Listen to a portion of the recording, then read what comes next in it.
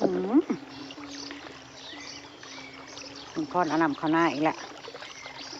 บรรยากาศตอนเช้าๆฟังเสียงธนูว่าวพี่น้องทำกลางแสงแดดอ่อนๆอากาศก็เย็นผู้สาวประบัวไปอันตลาดนัดจนสิแข็งขี่รถโทอันลมอันอากาศเย็นๆพี่น้องสบายดีอีกรอบเด้อพี่น้องจ้ามาแต่ตลาดก็มาเข่าหัวเข่าสวนจ้าสบายดีเบิดสุขคนจ้าพี่น้องยินดีต้อนรับสู่ช่องแม่น้องบอยคือเก่าคือเดิมคุณลุงพรเรามาแล้วก็วิ่งเข่าสวนเลยได้พี่น้องผักบุ้งแก้วลุงพรกำลังตั้งยอดแล้วเด้อน่ะปลูกแล้วจ้าผักบุ้งจ้าผักบุ้งแก้วส่วนหน้าขาวลุงพรก็เขียวอ่อนๆขึ้นมาแล้ว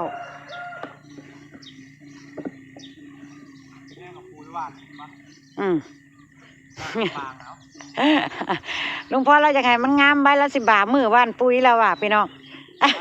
แม่นบอกไปใจพรโพดจะเลยเนาะ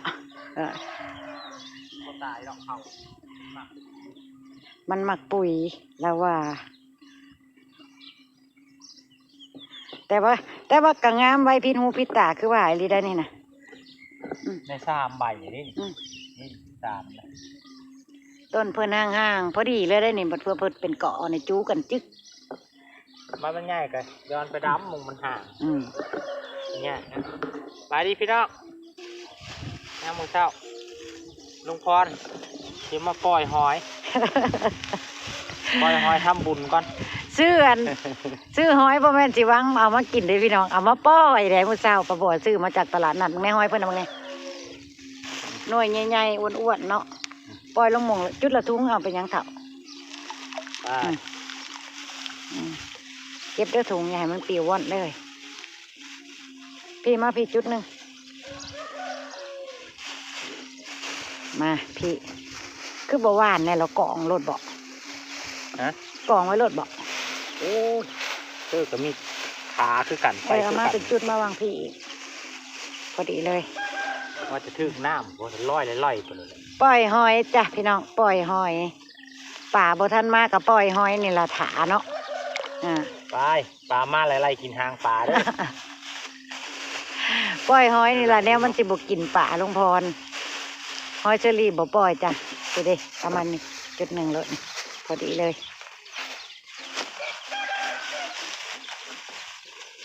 ปล่อยไว้ประมาณยังเราพี่น้องเอ้ยปล่อยไว้ให้เพิ่นมีไว้ก็ได้ลูกต่อกันไปกันได้ล้าของแม่แพร่พันธุ์ต่อไปกับประบัวกับลุงพรกับสิมานั่งครัวหอยแถวนี้บ่ต้องไปไกลแต่มือนี้เจ๊เจี๊ยบนัดไว้อยู่เลยพี่น้อง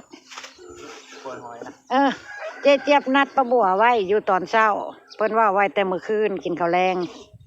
มื้ออื่นเจอกันที่น้องหอยเพิ่นว่าบ่อนเก่าหั่นล่ะบ่อนนั้นพากันครัวว่านนี่แหละพี่น้องครัวมันเลยไปจ้ะไผสิไปครัวบ่มีไผครัวดอกเจ้าสิไปใช้เสมอนี่นะบอกเจ้ามีอะไรทำไหมวันนี้ลุงพรอันนี้นะมันพ่อบ่งหรอบ่จ้าพ่อมึงพักกระหล่ำนี่นะคอยว่ามันพ่อเน็บแล้วมือแรงเน็บบ่เนาะพี่น้องเขาเลือกโตนี่เด้โตมันนั่นโตมันใหญ่นี่นะเขาเลือกไปเน็บป้าโตเป็ดมาเลยไม่ตัวนึงทำไม่ตายจะเนาะแม่บินนี่แม่นี่ตำน้ำมักจับนี่มันพ่อบ่งแล้วบ่พี่น้องว่านี่นะป้าบัวว่ามันพ่อเลยได้นี่นะกระหล่ำนี่เพิ่นเอามาขายในตลาดนัดกับป้าบัวเห็นซ้ำนี่แหละนี่แทงแรงพังลังในชุ่มมันออกใบ2 ใบ 3 ใบเด้เฮ้ยเริ่มจิ้มไปใส่ที่เจ้าเฮ็ดไว้อยู่นะนี่แหละนี่ที่แปมๆนี่เอากระโบเบิร์ดดอกเคยเฮ็ดไปสุดเลยนะปลูกเส้นน้ำกันแล้วก็โง่ไปแถวนั้นแหละเคย คนละแถวนี่แถวนายกิน จักของเกเจ็บพอกับโบส่งเพอสิปลูกหยังเลยล่ะปลูกรถปลูกหยังกระปลูกรถนี่หยังกระหล่ำหยังคะน้าได้ แนวแต่สีขยายออกนะสลัดนี่ใส่แถวมันบ่ออกนี่ละ ออกทำนี่ยังก็บ่ออกครับ ผักกาดแก้วมีแนวเอาไปกิน พี่น้องผักกาดแก้วปลาบัวมีแนวอ่อนมีนกเอาไปกิน เบิดไปบ่เหลือซ้ำพี่น้องมึงแน่นี่ปลาบัวละแต่ละมือปลาบัวมานับต้นเพิ่นอยู่ได้10 กว่าต้น เรือก็มีจากเบี้ยมี5-6เบี้ย ไปมาบ่เหลืออะไรจ้ะพี่น้องนกมาคาบไปกินเบิดเลยโอ้ยอันจะแม่นเนาะอันเนี้ยมันอึดเท่าไรพันแห้งก็มาเอาไปกินนกก็ได้มะเขือเปาะก็ได้อยู่หั่นเด้ปลูกบ่เบิดดอกมะเขือเปาะนะซ้ำนี่นะ3-4 ต้นก็พอแล้วมะเขือเปาะนะเขาปลูกกินเองเขาเนาะพี่น้องนี่ ใกล้ที่นั่นป้วนมาห้องไป ส่วนมะเขือเทศน่ะเหลือเฟือโอ้เบี้ยมะเขือเทศหอมซอยผักซีปลาบัวกำลังขึ้นตั้งสายกระติดเลยได้นะเฮ้ยตั้งสายนะขึ้นสายนะติดแล้วกำลังถอดยอดเมื่อเช้าปลาบัวจนบ่กล้าซื้อขึ้นสายพี่น้องเลย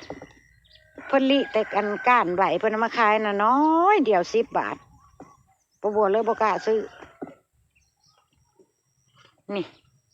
ซื้อเบี้ยน้ำเพิ่นมาปลูกนะกำลังถอดยอดไม้ถือว่าหากเดินแล้วนี่ เขาบัวนานที่4ก็แล้ว นานใดเท่านานใดฮะ โอ้นานต่อมานานแล้ว ปลาบัวปลูกผู้เดียวนะโอ้ยเอาตี้เอากับปลาบัวยังก็ได้ จัดเลย แล้วเจ๊ปลูกนี่ปลาบัวมา3อีกแล้วนี่พักบัวนี่พี่น้องปลาบัว3อีกนี่ถ้าเบิ้งแบบเพิ่นขึ้นที่ปึ๊ดอีกคือกันแม่ทั่วนี่ออกแล้วก็จัง ใช่เห็นแล้วบ่มาทั่วนะคอยนะ ออกเลย โอ้ยอย่าเค้นหน้าเพิ่นเด้เพิ่นเป็นอะไรเบิ้งย่างขามไปเบิ้งรถ เป็นขี้เหยียบกันมาแน่เป็นขี้เหยียบ ถั่วลันเตาปลาบัวเริ่มงอกให้เห็นแล้วพี่น้องเอ้ยนี่ถั่วลันเตาเริ่มออกงอกแล้วจ้าเป็นแนวนี้เนาะจิถาเบิ่งเพิ่นว่าเพิ่นเป็นแนวใด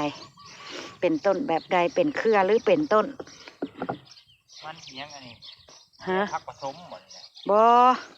ไม่หูปลาแน่ใช่ไหมผักคะน้ามันก็เป็นแนวนี้แหละต้นคะน้า มันคือลายแนวแท้ๆในนี่ลายแนวมันนั่นมันโตอันนั้นในบริษัทเขานั้นแต่ว่าเขากระติกไว้ที่ต้นคะน้าเด้กับแสดงว่าอันนี้คือคะน้าเนาะพี่น้องเนาะนี่เอาไว้พัดจักอันนี้สงสัยบ่ออกแล้วนี่นะนี่พักอันนี้นะบ่ออกแล้วนี่ลายมือก็ยังบ่เห็นอยู่พี่น้องสมส่วนน้ำกันอีกเด้อพี่น้องเด้อสมส่วนตอนเช้าบ่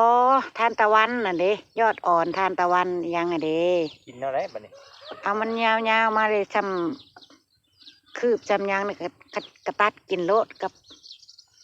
ป่นกับแก้วกับตำกับยังอ่ะเด้ส่วนสีงามแท้ส่วนแลดิสก็โตวันโตคืนจ้าแลดิสโตวันโตคืนจ้านี่ออกใบได้แลดิสโตวันโตคืนจ้าใบเป็นยังไงประกาศจ่อนประบัวพี่น้องมันคือมาต่างกันแต่กับของเบาเอื้อนะพี่น้องเกี่ยเก๋มผู้ผู้มันก็แน่นั่นแหละออกดอกแล้วจ้าบัดของเพิ่นน่ะต้นเฮาอีหยังบัดของประบัวเบิ่งแหน่พี่น้องกะยาเนาะเฮากินเองเฮานี่พวกนี้ออกดอกเลยพี่น้องเอ้ยนาดิเอาไปกินแล้วมันตุ่มออกใหม่เด็ดเลยแต่กินแหนงกินยังเพิ่นเนาะกินแหนงแต่ว่าป้าบัวบ่ชอบกินต้นได้พี่น้องผักกาดจอนป้าบัวชอบกินก้านดอกเพิ่นแล้วนี่กินดิบๆหั่นนะกินสดๆด้วยนะเพิ่นปอกกินหมูน้ำขาวลงมาใช่กระปุกสุดยอดส้มสวนจ้ะส้มสวนตากแดดอ่อนๆจ้ะพี่น้องกับลุงพรเป็นงามกว่าหมูคนก็เริ่มมีความสวยงามมาเห็นแล้วเนาะสวนป้าบัวก็ได้นะ เริ่มแล้วจ้าเริ่มแล้วจ้าพี่น้องแตงโมน้องบอยกันล่ะเริ่มออกใบได้พี่น้องอันนี้คือแตงโมน้องบอยจ้าเพิ่นปลูกไว้เพิ่นกระถามอยู่แม่เป็นอะไรแม่บางโมเฮาเพิ่นว่า นี่เด็กกำลังเริ่มเนาะทุกอย่างกำลังเริ่มมีให้เห็นจ้ะพี่น้องก็เดินชมพอได้ชมพอได้แย่งเนาะพี่น้องเนาะเดี๋ยวเพิ่นออกเครือออกยางกระสีอันนั้นขึ้นกว่าเก่าหนาชมหนาแยงกว่าเก่าจ้ะพี่น้องป่ะขึ้นไปหากินข้าวกินน้ำออกจากสวน